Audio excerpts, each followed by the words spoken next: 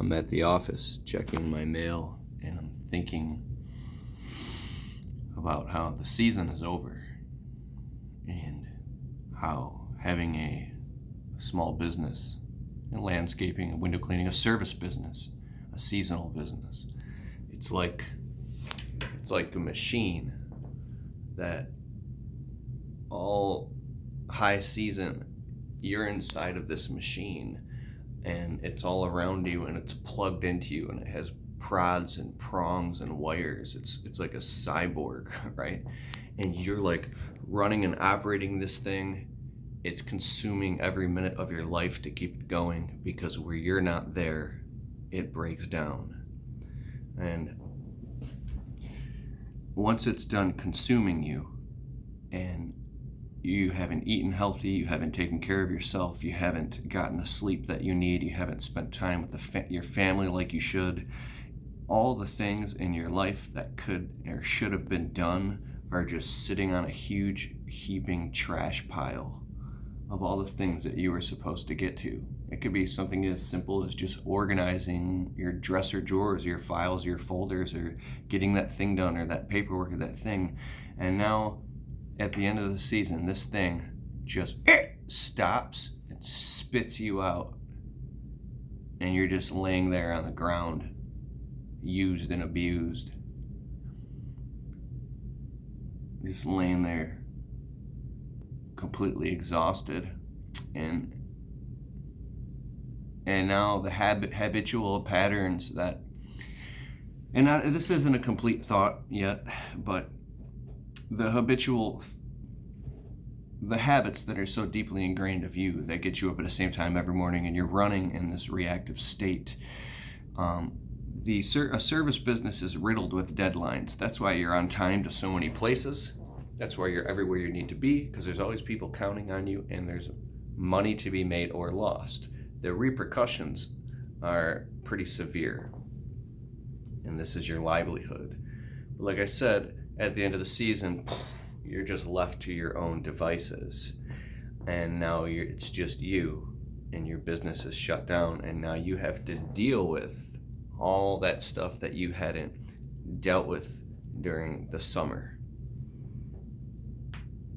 And an interesting thing to me is, how do you act and how do you respond, or how responsible are you with your time when you don't have a machine running you and making you its slave? Now, the reciprocal of all this, because I know what you're thinking.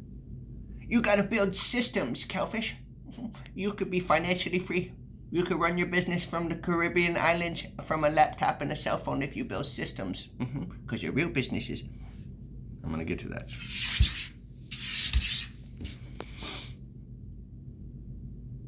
You cannot expand or grow or build a business or build the systems that allow you to have other human beings do the work if you don't have profit margin.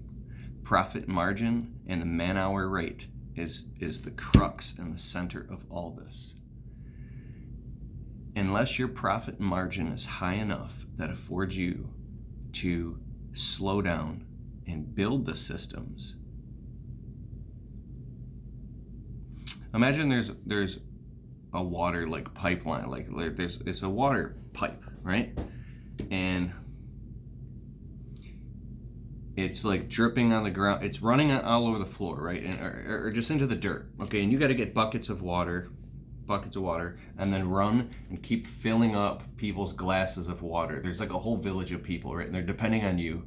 And if you stop running and you're like sunburnt and you're skinny like a skeleton and you're shaking and like, and if you stop giving them water, they're literally gonna die. Okay, so you stop for a minute to take a nap just because you're exhausted, and then they literally start dying right in front of you, and they're like, please, please, please. This is your bills, this is your family, this is your dependents, this is everything that wants money off you. It's the system, has all its plugs and wires, and you like the matrix just sucking off of you, right? So, and I think that's the craziest thing about having a job or just one source of income is you have one source of income in, 19 out. You got your mortgage, gas, phone, electric, cable, food, health insurance, life insurance, home insurance, fire insurance, taxes, and all these people depending on you, and you got to have kids and afford college. And you only have one stream of income coming in. And the problem is if you do start making good money because you run like a rat on a wheel harder and faster to the point where you actually start making decent money, but you spend the money upgrading your lifestyle, now you're up to here and you can't stop running like a rat on a wheel, because if you slow down to take a nap, everything's going to start falling apart and everything, you're going to start lapsing in it. That's why it's so important to not live beyond your means. But there's another side to this. Living beyond your means. If you have, let me know in the comments below, because that's a bunch of bullshit. Hear me out. When I lived in a crappy little one-bedroom apartment, okay, the rent was $575 a month. Okay, now in Michigan, that's pretty cheap. In California, that's impossible, right? A one-bedroom apartment in California is like $2,000 a month or something, right? It's totally different on the East Coast or the Midwest. So the numbers don't matter as much according to where you're at. But listen, one-bedroom apartment.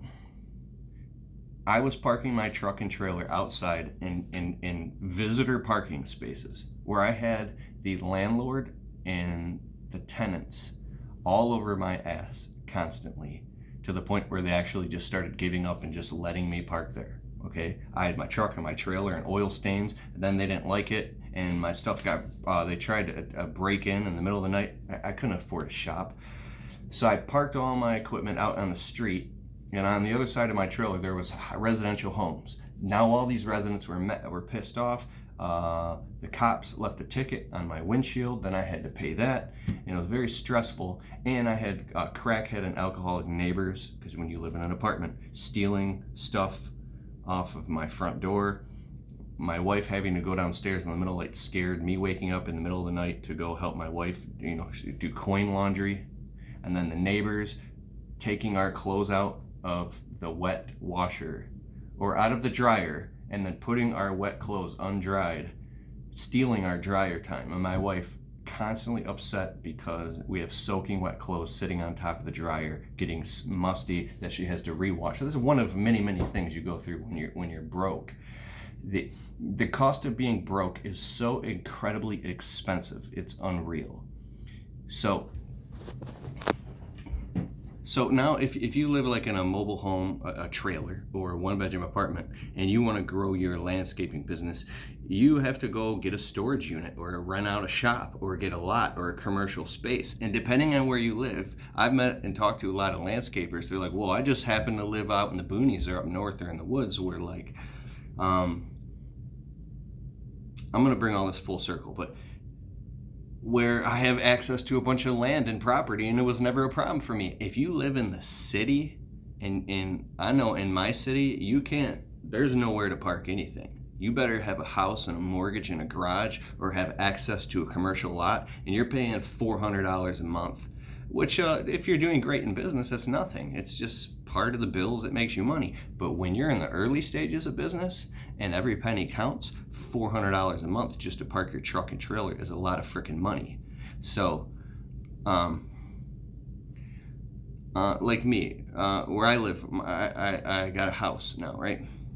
I still pay for a commercial lot to park my stuff, my other truck and trailer, but I get it really, really cheap. I get a huge discount. It's a big blessing. I discount the price of, it's a commercial client that I have, right? And I park my stuff there, and I get a discount because we take it off their bill. Super cool thing, right? Took me a long time to find that opportunity, but when I didn't have no place to park my stuff, it was really, really hard. So it's actually cheaper for me to have a house and park my truck and trailer at my house and keep all my tools in my garage and have a basement office. Like I still have this office here in my, I downgraded from the expensive office to a virtual office space. So I split this office with my neighbors. I get a mailbox, the secretary, the mail. I'm in, you've seen my office in my other videos. It's an office space and I have neighbors, right? I converted my basement into my studio and my office, and I'm thinking about remodeling my whole garage now. when you finally show enough income and get enough and pay, get your credit together and all that shit, it takes a long time, and finally get enough money to slap down a house. Now you got a house, which could be an office, which it's like your whole setup is right there. Wait a second, listen to me. I gotta take this jacket off because I'm tying this all together. There's so much stuff I want to talk about on this channel, and I don't. Landscaping employee trap t-shirts, dog. There's so much stuff I want to talk about on this channel that I don't, because I feel like, I gotta make these super amazing, motivated, cinematic, entertaining videos where I'm just me, dude. So, but that really, really got me mad that people that say live below your means, most of the time are 9-to-5ers. Most of the time our employees are people who are on primarily a fixed income, or they work 45 hours a week and they make X amount salary. Live below your means because they don't have the options as a small business owner, even being self-employed, to pull certain levers that allow you to increase your income at will. When you find the levers to pull, you can make more money per man hour. You can charge or get into more expensive profits with higher profit margins. You can get better at marketing and advertising and get rid of low-paying clients and do the 80-20 rule, which is... So in the business world and entrepreneurship, it is actually smarter to spend more money on things that reduce friction in your life and in your business and make you more money, right? So back to the man-hour rate and projects and profitability. But if you don't have the profitability, stage 1, stage 2 business owner. Stage 1 business owner, let me know in the comments below what stage you're in. I learned this from Joshua Latimer. I don't know where he got it from, but stage 1 business owner, you're running around like a chicken with your head cut off, doing everything yourself. Stage 2 business owner is where you have employees working for you and you're in the field, but you're also running around doing marketing, advertising, and collecting money and doing quotes and all that stuff. Or stage 3 business owner, you're completely out of the field and you pretty much do sales and marketing, and you have a team that does all the implements and does all the work for you, and you just do the most important tasks in the business, right? Stage 4, I think you're completely out of the business and it's like automated. I may be wrong, correct me on that, but if you don't have the profitability and profit margin per hour, per man working, that you're making a healthy enough profit to afford you to throw money at the problems, it's never ever going to work. And what I'm talking about, in a service-based business or a maintenance-based business, there's only so much money that you can make per hour. I see and know lawn care guys frustrated and pulling their hair out because they don't want to expand their business illegitimately and end up getting themselves into deep shit and getting themselves into trouble. So they keep doing everything by themselves. And as soon as you try to hire somebody else to do it for you, then now they're gobbling up all the profit. So I just want you to think, and I got this video I'm going to put up soon here. I'm working on it. It's called What If You Made $100 per lawn? Every single lawn. I'm just talking cookie cutter little small $25 lawns. What if there was $100 per lawn?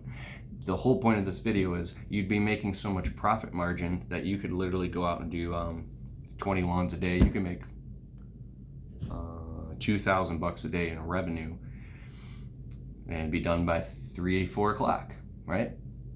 Maybe 5 o'clock. If you were making that much profit, it would be nothing for you to just peel off the money and hire a foreman and then, go buy or lease or take out a loan on another truck and trailer and get some more equipment. Oh, well, I'm making $2,000 a day. I might as well just launch another crew, right? Well, we need somebody to answer all these phones.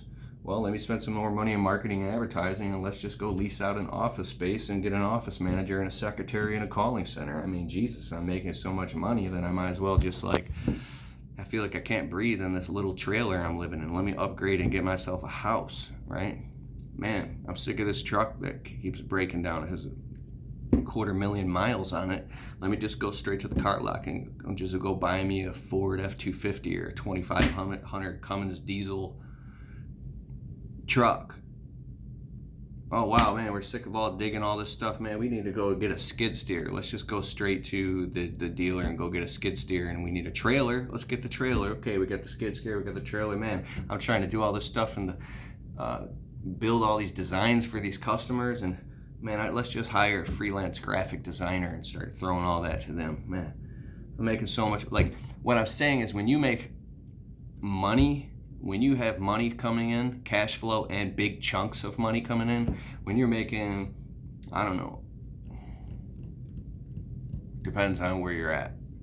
Say stage 1, stage 2 business, you're bringing in 10, 12 grand a month.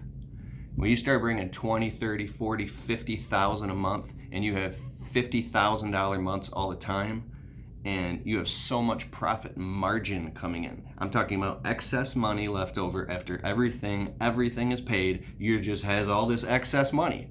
That's when you start making moves, and you can make moves. And if anybody were to come up to you and ask you, like, how are you doing all these amazing things, Joe? You're like, because I have the money to do it. Money is amazing. Liquid money is incredible. Money gives you options. No money gives you no options. And I'm really fascinated by this. Like, if you take two guys, they're a clone of each other. They're the same exact guy. But you put one guy in a dead-end job or a dead-end little self-employed service business where he doesn't have enough profit margin to do anything. He can't expand because he literally can't afford it, right? So he just works harder and harder and harder and harder and harder, and there's smoke coming off the wheel, and he's inside of that machine, right? And I mean, literally 10 years will go by, 20 years will go by, and you'll see him, and he'll have bags under his eyes and gray hair, and he'll just be still stuck. Yet you take the same exact guy and you put him in an industry or some type of trade or something different, where he just makes $200 a man hour. Right? He makes so much money that, well, he's like, this is stupid to do it all myself. Why would I do this? I'm losing money. So he hires somebody else. Now he gets off that wheel. Now he's on this. Now he hires someone else. You follow that guy 10 years later, and he's sitting on a $2-3 million a year business, and he's not even on the job sites or anything. He's over having a meeting with his lawyer, or with his accountant, or his tax strategist, or he's increasing his life insurance policy, or over making sure his IRAs are getting maxed out, or maybe he's on vacation. Totally different life. And if you were to ask those two guys, come up to them and ask them, hey man, why are you still running on this wheel like this? This is crazy. That guy would feel so self-deprecated and his self-esteem so low, maybe, right? For sure, because of all the negative effects that have happened in his life and to the people around him. He'll be like, it's because, I don't know, I'm trying so hard. It's because I must be stupid. It's because I suck. Because I'm an idiot. Like, I hate my life. I don't even want to live anymore. But you go ask the other guy who's the same guy, and he'll be like, it's because I'm a genius. It's because I'm brilliant. It's because I'm just so smart. My life is amazing. I love my life. I'm so happy. Like, I have a great relationship with everybody. I have all these opportunities. I've been all over the world. I go on vacations. I drive what I want. I have what I want. I do what I want. I eat what I want. I'm healthy. I'm vibrant, dog. Same guy. The only difference in those two equations was this guy has more money. He has more opportunity and access to money. So from that perspective and that paradigm, like, what are you doing that just ain't working, that's not going to work? I know what it feels like to bang my head against the wall in my small business, because I've done it for a long, long, long time. So who was I talking to? I think I was on the phone with Eric Reno once. You know Eric. I was bitching to him about something. And he's like, and it was true. He's like, then why do you keep pulling people's weeds and trimming their bushes? It's not working. Like, and I was like, oh, yeah, but I'll keep trying harder and I'll keep raising the prices. Right? And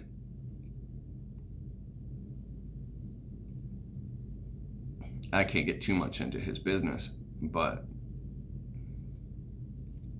unless you can find a way to niche out what you're doing and get the absolute highest pricing and create the most amount of value for your customers. And there's a lot of stuff that you can do in a service business, like a lot. If you cut grass, you can get really freaking good at that and have the highest level of route density around and just have a system where you can just make a lot of money cutting grass. But what I'm talking about is cutting out the fat and finding a way to either make way more profit in what you're doing so you can't afford to hire people and expand and move back out of it, or just keep doing it yourself until you drive yourself insane and you lose everything anyways, or change the way you're doing what you're doing, or just totally change what you're doing. I think sometimes it takes a lot of pain till you come to these resolutions where you're like, that's it, no more. Say you cut grass, you're like, okay, I'm not stepping foot on another lawn ever again for under $30. It used to be 20 or 25, it's got to be 30 or 40. And then you're afraid you're going to lose your customers, and you do lose a bunch of your customers, and you realize that you need to market and advertise like crazy to refill up your funnel with $40 clients. And I remember lawn care millionaire Jonathan Potoshnik told this amazing story. This must have been like 5 years ago. He made this video. It was amazing, dude. When at the GIE Expo this last year here, when I ran into him at the Louisville Mega Cavern party, I just gave him a hug, bro, and I thanked him for being such a leader. But he told this story about how like his business wasn't working and he was so stressed out of his mind and he wasn't making any money, and he got so sick and tired of it that he just snapped. He's like, I'm just gonna shut down my whole business. I don't even care. I'm done. He was done. And then he had this realization. He's like, well, if I'm gonna just shut down the whole business and I don't care anymore anyways, and this is it. He's like, then I'll just raise all the prices through the roof and just go out swinging. Might as well just go for broke. And he did. He raised all the prices drastically, and he lost a whole bunch of clients. Like, everything was falling apart. I think he got rid of whoever was working for him, and now it was just him and a truck and a trailer and a mower. But some of the customers actually stuck around even though he raised the prices through the roof. He pressed the reset button on his business. And then he just kept working and making money, but now he was making better money than he's ever made before. And he thought to himself, oh my God, this is actually working. I'm going to keep doing it. He changed the model of his business, right? And then he went on to, I don't know how, build a $10 million lawn and landscape and whatever, his business now. But so I started making a lot more money in my service business, higher profit margins, not working 80 hours per week, working more like 60 hours or 65 hours per week, and making more money in less hours by getting smarter, right? And I'm still not where I want to be. I want to know in the comments if you're at where you want to be, but you got to be afraid to not stop being afraid of losing and get out of the old mindset of when you were flat broke and starving to death, and start becoming a straight up warrior. Start becoming a straight up, victorious. But there's this thing I didn't finish talking about. It was about the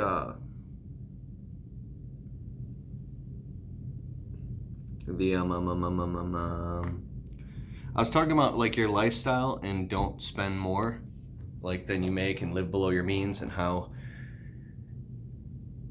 just like if you were to invest in a piece of equipment, it could be anything that allows you to do your job faster. If you can't afford it or you don't have enough work to keep that piece of equipment working, then it's not a smart decision. But if you do, by all means, spending that money will make you more money. Spending money to make money, right? And the rules that take you from broke to becoming an independent, self-employed person, it's a completely different set of rules to take you from that to like a small business owner who has employees, and now you got to change the roles in your business, which is a completely different set of rules. I'm talking it's like different The laws of physics are the same, but the rules are completely different. So you have to let go of old ways of thinking and rewire your brain into new ways of thinking. And I think that the best thing to do is get yourself around positive, motivated, inspired people where you're the smallest fish in the pond. When you can get around people as often as possible that are a lot more successful than you are, these are the people that will change your way of thinking, where within 3, 4, 5 years, you won't even be able to relate to how you used to think. And you'll see people sometimes that are still in the same group of people that you used to be in, and you can't even relate to them anymore. You'll be like, oh my God. Like, I know in my life, I've come to a place where, like, every day I'm going, oh my God, how is this happening? How come I don't have these deep fears anymore that I used to have? I used to be petrified, horrified, constantly about everything. It was so much, it was survival mode to the max.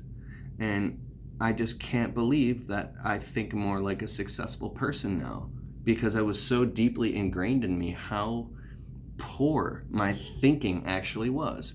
And when you are in that state of consciousness, a lot of times successful people aren't willing to spend the time with you that you require to actually work these things out and to work these kinks out of your consciousness. So you feel alone and isolated and afraid, and you feel ashamed to ask anybody for help. Because when you do ask successful people for help, they don't help you like you need to be helped. They actually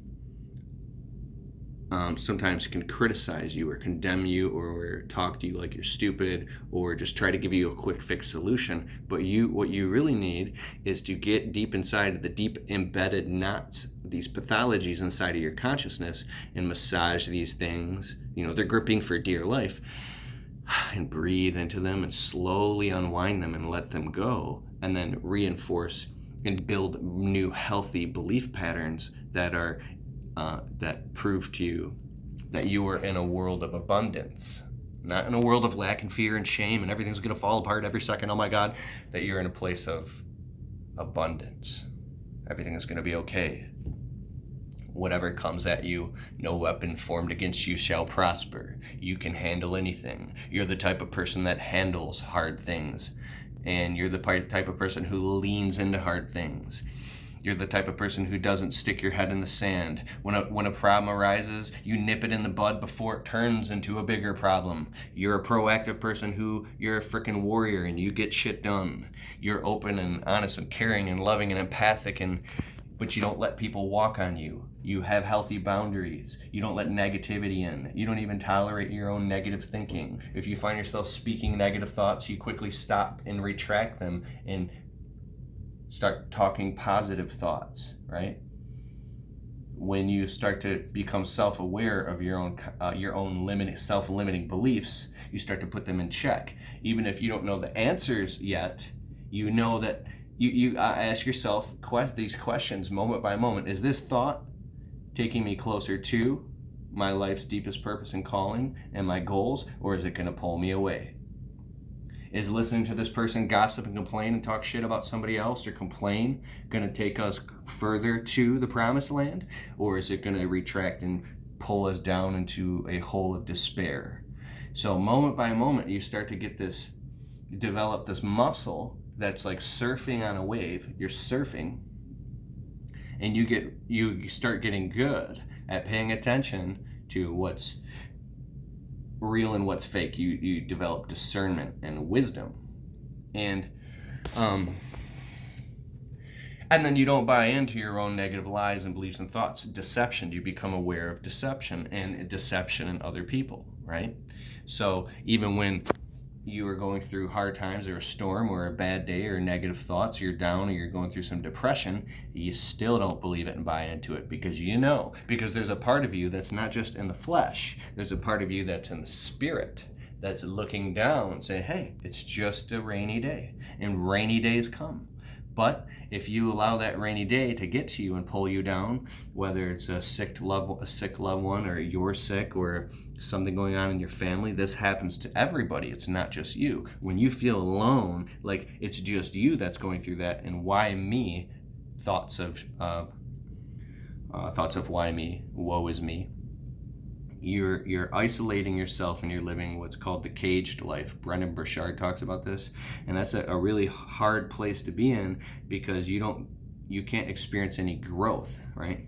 But when you get into a life of freedom, remember Braveheart, freedom, like it's a vibration. It always points to true north, and you'll stay on that thing until the clouds part. And I promise you, I have this video called Walk the Line.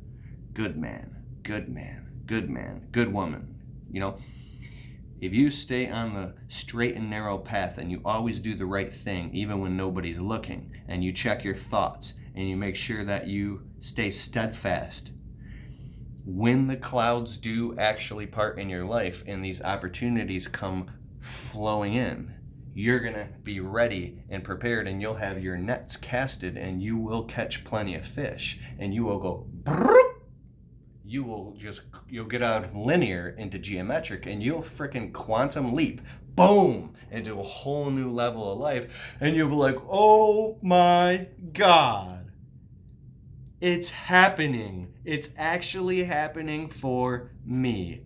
It's actually happening. Everything that I dreamed about and wished about and always wanted and prayed about and looked up at the stars at night and wished about will happen in your life. They will happen. I promise you. I promise you. I promise you. I promise you. I promise you. They'll happen for you. And you know they will. You know they will. You know. You know. So don't buy into your own bullshit. Don't believe it. Don't believe the lie. The enemy wants you to believe the lie so you can stay captured and caged and broken. But my friend, you can be free because there's a part inside of you that's already free. It was designed to be free. So if it's telling somebody that you love who holds you down, who's negative, who victimizes, who guilts you and shames you, or tries to pull you down by setting boundaries, no more. Whatever it is, I'm telling you, I'm sitting here watching my dreams come true, and I can't keep going on this path, watching my life's deepest dreams come true ever since I was a little Kalfas. I'm watching my dreams come true. And I gotta share the message. I have to. I don't care if it slows me down from getting there faster. I don't care about getting there unless I share the message to people who don't believe. Because there's people who believe. There's people way past me. There's people moving on up. And if you're stuck in the lower vibrations, the lower densities, or there's parts of you that are stuck, don't wake up 10 years from now in the same place. Don't do it. Don't do it. So whatever changes you got to make or whatever conversations you got to have, where you'll be in 5 years will be directly correlated to the books you read, the people you associate yourself with, and the difficult conversations you're willing to have. For me, the difficult conversations I had to have was with my father and with my wife. Two of the closest people in my life. I also have two sisters that I love dearly. My father and my wife, right? And me being a man and being a leader and being an alpha, very, very important. And I'm an Aries. It's very, very important that I hashed those things out with my father and built healthy boundaries with him that I'm still working on, and with my wife. And my life used to be really hard. And when you can say that you're co-creating the situation and you actually wake up to the fact that you're the one co-creating every problem in your life, because everywhere you look and everywhere you go, there you are. You take 100% full responsibility and accountability for where you're at. And there's great freedom there with your employees, right?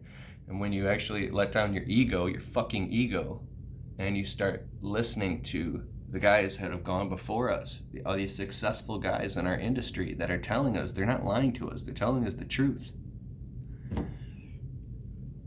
Listen to what they're saying. These systems, right? Oh, you got to build the system. Yeah, it's like you literally just open up a Google Docs and you start writing it all down and take the time and schedule the time to figure it out. I could go on for about this forever. I feel so good. I talked about all this. I'm gonna just check my mail. My attorney, he sends me. He's also a CPA.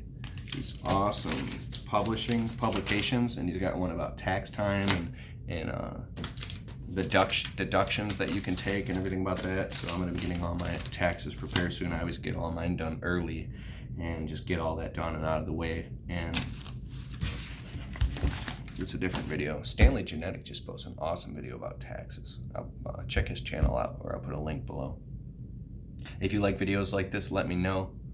My Untrapped podcast will be coming out soon. I mean, it's already out. The Untrapped podcast, Keith Kalfas, just type it in and you can listen to all this stuff. As a matter of fact, this episode right here will be on the Untrapped podcast. All right, I'm out of here. I got to go and do a bunch of stuff. Thanks for spending this time with me.